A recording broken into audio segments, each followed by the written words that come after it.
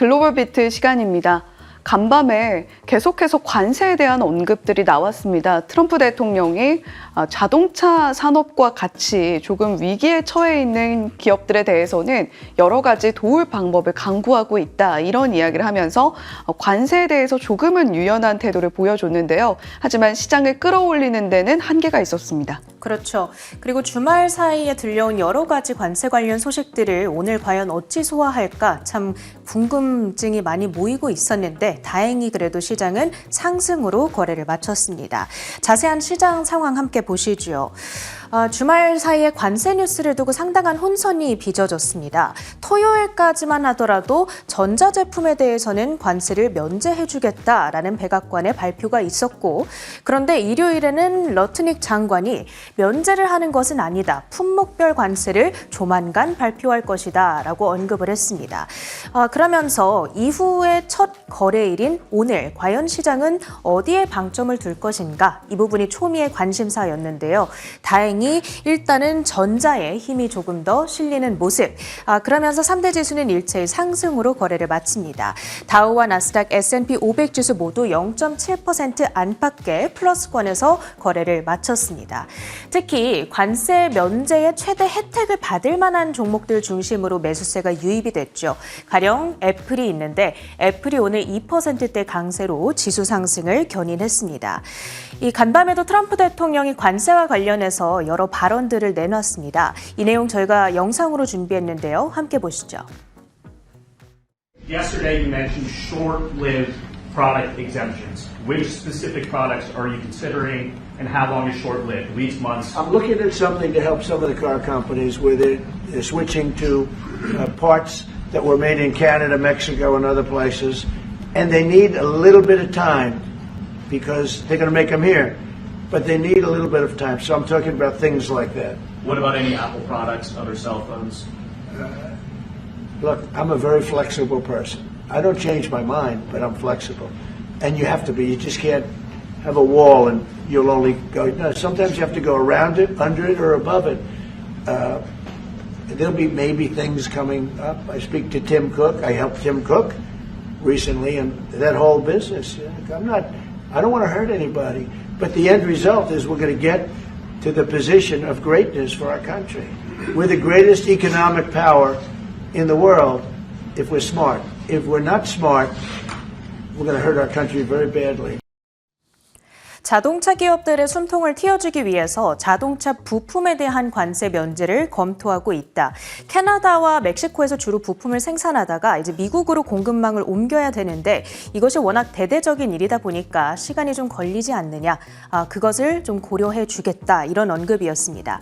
그 밖에도 바로 저 연설에서 제약 산업에 대한 관세를 조만간 발표하겠다라는 언급도 있었고요. 들으셨다시피 이 휴대폰 관세와 관련해서는 분명히 관세가 있을 거긴 하다. 하지만 난 유연하다. 팀 쿡과 대화를 진행하기도 했다. 이런 이야기도 있었습니다. 아마도 조만간 휴대폰이나 반도체 그리고 제약 관련한 관세 발표가 이어지겠구나. 이렇게 알 수가 있겠습니다.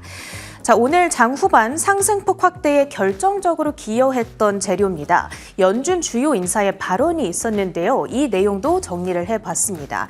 크리스토퍼 월러 연준 이사의 발언이었습니다. 고관세 시나리오 그리고 저관세 시나리오 이렇게 두 가지 케이스로 나눠서 앞으로의 인플레이션과 경기 향방에 대해서 예상을 했는데요. 일단 고관세 시나리오의 경우 평균 25%의 관세가 적어도 2027년까지 유지되는 경우를 이야기하는 겁니다. 이 경우에는 인플레이션이 최고 5%까지 달할 수 있다고 경고를 하고요. 다만 그런 인플레이션 상승이 오랫동안 지속되지는 않을 것이다. 향후 몇 달 안에 인플레이션이 오르기 시작해서 빠르면 올해 말, 늦어도 내년 중으로는 다시 안정이 될 것이다.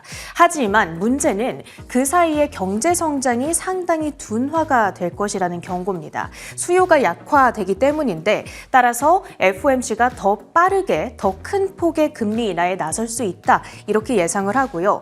반대로 저관세 시나리오, 최소 10%의 관세가 유지가 되고 나머지는 차츰차츰 사라지는 케이스를 이야기하는 겁니다. 이 경우에는 인플레이션이 아무리 많이 가봤자 정점이 3% 부근에서만 움직일 것이고, 따라서 연준이 통화정책으로서 그것을 관리하기 좀 애매할 수 있다. 통화정책은 이전과 크게 변화하지 않을 수도 있겠다는 전망이었습니다. 결론적으로 얘기를 했을 때요, 관세가 설령 아주 높게 유지된다 하더라도 인플레이션에 미치는 영향은 일시적일 것이고, 관세로 인한 인플레이션 상승보다는 경기 침체 위험에 우리가 대응하는데 더 주력해야 하지 않겠는가, 이렇게 이야기를 하고 있는 건데요. 어찌됐든 비둘기파적인 발언이었다라고 얘기를 할 수 있겠습니다. 인플레이션보다는 침체에 대해서 더 촉각을 곤두세우고 있고, 만약에 침체의 징후가 보이기 시작한다면 금리 인하를 적극적으로 해줄 의향이 있다, 이런 이야기이니까요. 그러다 보니까 이 월러이사의 발언이 전해진 이후에 10년물 금리는 급락 흐름을 나타냈습니다. 오늘 10년물 금리의 일종 차트를 가져왔는데요. 바로 이렇게 하락 곡선을 그려갈 때가 월러이사의 연준이 연설 내용이 전해졌던 시점입니다. 현재 구간에서도 13bp가량의 급락 흐름을 가져가면서 4.364%대까지 진정세를 보이고 있죠. 상호관세가 지난주에 발표가 됐던 이후에 이 미국의 국채 가격이 폭락하면서 미국이라는 국가의 신뢰가 떨어지고 있는 것 아니냐, 이런 우려감이 나타났었는데, 오늘 이 국채 가격은 다시 회복에 나서고 있는 겁니다. 히트맵을 열어서 전반적인 시장의 표정도 살펴보시죠. 역시 오늘 미증시 상승의 주역은 애플이었습니다. 2.2% 상승세를 나타내고요. 엔비디아의 경우 결국에는 약보한 마감을 짓네요. 사실 주말 사이에 반도체 면제 조치 이 발표가 전해지자 오늘 장 초반까지만 하더라도 3%의 급등세를 가져갔는데, 결국에는 면제가 일시적인 조치에 그친다, 이러한 내용에 주목을 한 것으로 보입니다. 그리고 사실 오늘 트럼프 대통령이 반도체와 관련해서 조금 더 구체적인 언급을 하겠다라고 이야기를 했었는데, 시장에 영향을 미칠 정도의 어떤 중요한 언급은 없었다고 보시면 되겠고요.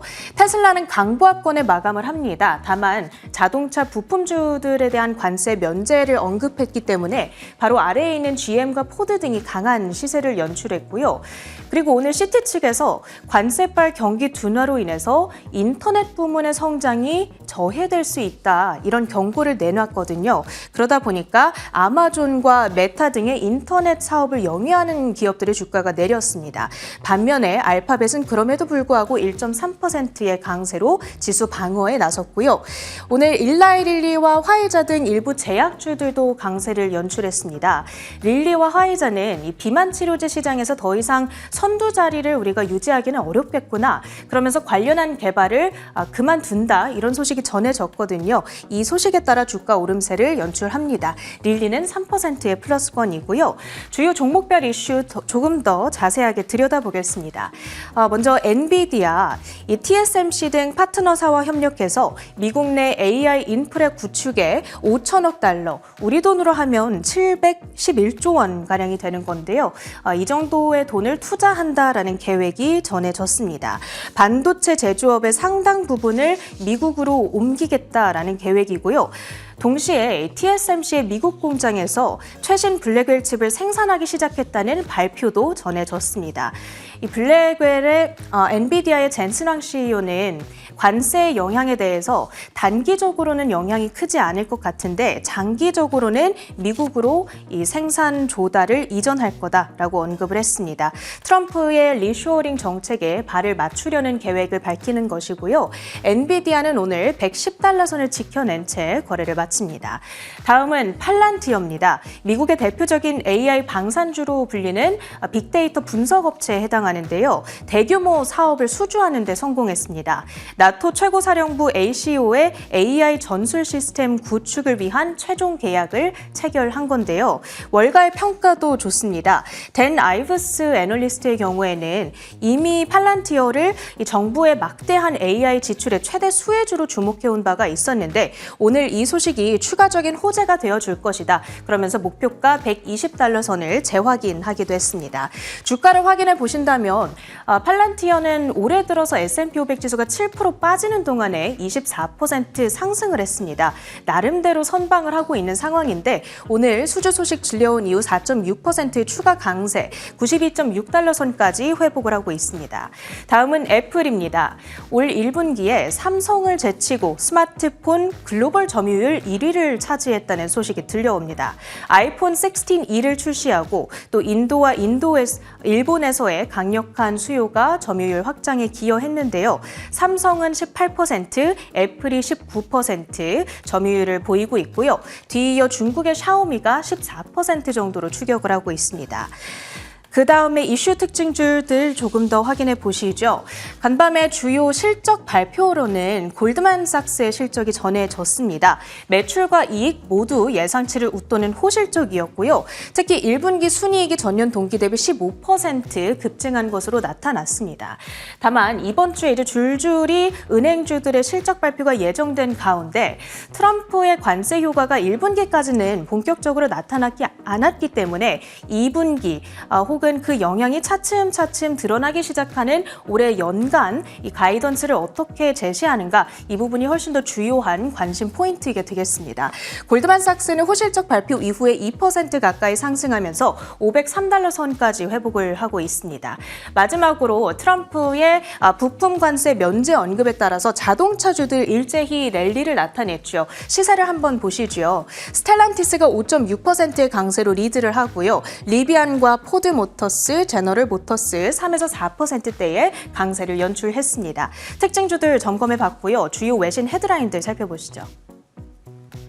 네, 매크로 한판으로 시작합니다. 트럼프 대통령이 자동차 기업을 도울 방안 검토하고 있다. 앞서서 체린 앵커와 함께 미국 자동차 관련주들의 시세도 짚어보고 왔는데요.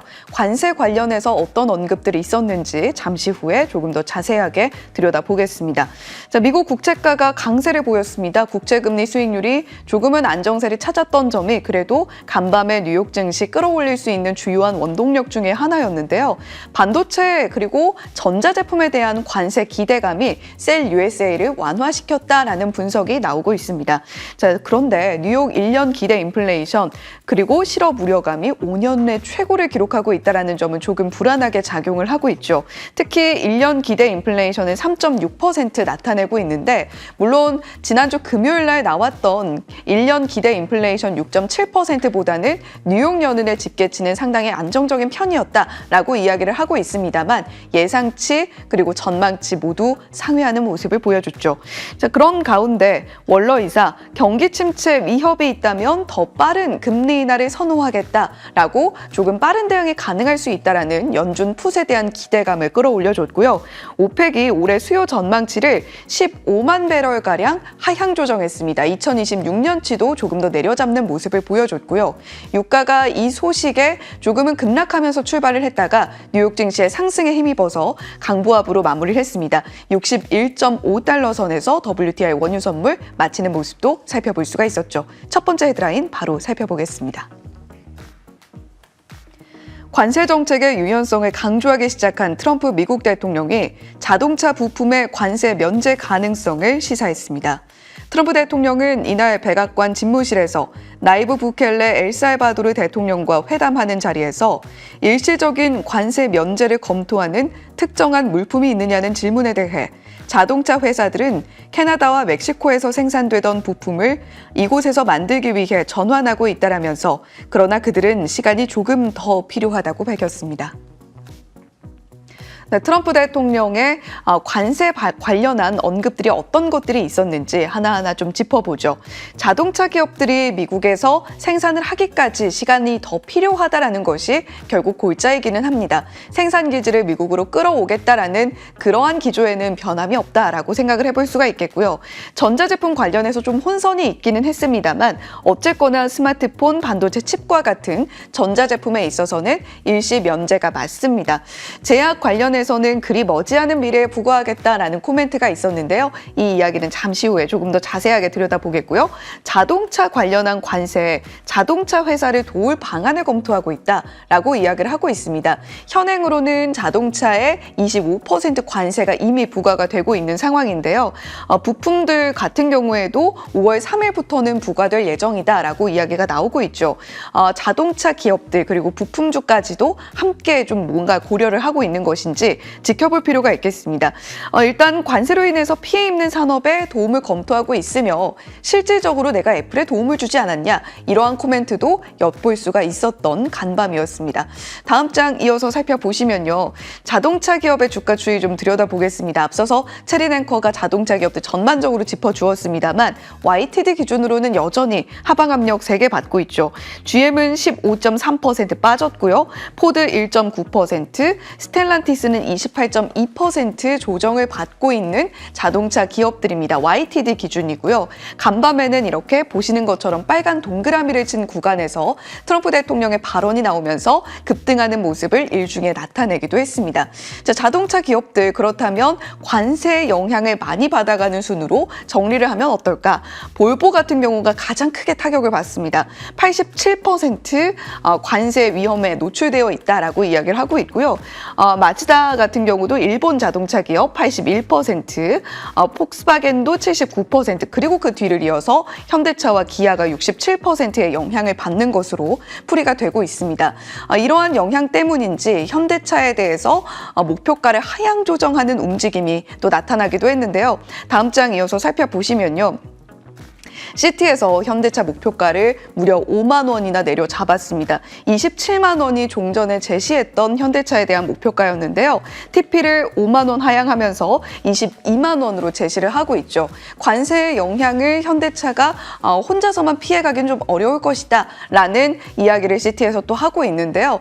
이러한 여러 가지 방면들을 고려를 해볼 때 자동차 기업들에 대해서 어느 정도 관세의 유연함을 보여준 것이 현대차와 기아의 센티멘탈에도 영향을 줄 수 있을지 한번 지켜보시면 좋겠습니다. 두 번째 헤드라인 이어서 살펴보시죠. 인공지능 칩 제조업체 엔비디아는 향후 4년간 파트너사들과 미국에서 최대 5천억 달러, 한화 약 700조 원 규모의 AI 인프라를 생산할 계획이라고 현지 시간 14일 밝혔습니다. AI 칩 제조뿐만 아니라 AI 슈퍼컴퓨터 등 AI를 개발하고 실행하는 데 필요한 하드웨어를 미국에서 생산하겠다는 겁니다. 엔비디아는 이날 블로그를 통해 이런 계획을 발표하고 이를 위해 100만 평방비트, 9만 3천 제곱미터 이상의 제조 공간을 확보했다고 밝혔습니다. 네, 엔비디아 이전에 마러라고 딜이라는 이야기가 있었죠. 저희 이 시간에도 전해드린 바가 있는데 마러라고 리조트에서 트럼프 대통령을 만난 이후에 이 중국의 H20 칩에 대한 규제 완화를 이끌어낼 가능성이 있다라는 보도가 로이터 통신을 통해서 나왔었고 이 시간에 또 전해드린 바가 있었습니다.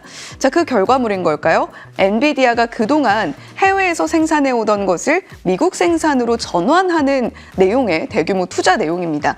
엔비디아가 향후 4년 동안 700조 원을 투자한다라는 것이겠고요. AI 인프라 생산뿐만이 아니라 AI 슈퍼컴퓨터와 같은 하드웨어 생산도 미국에서 진행하겠다라는 것이 이번 계획의 골자입니다.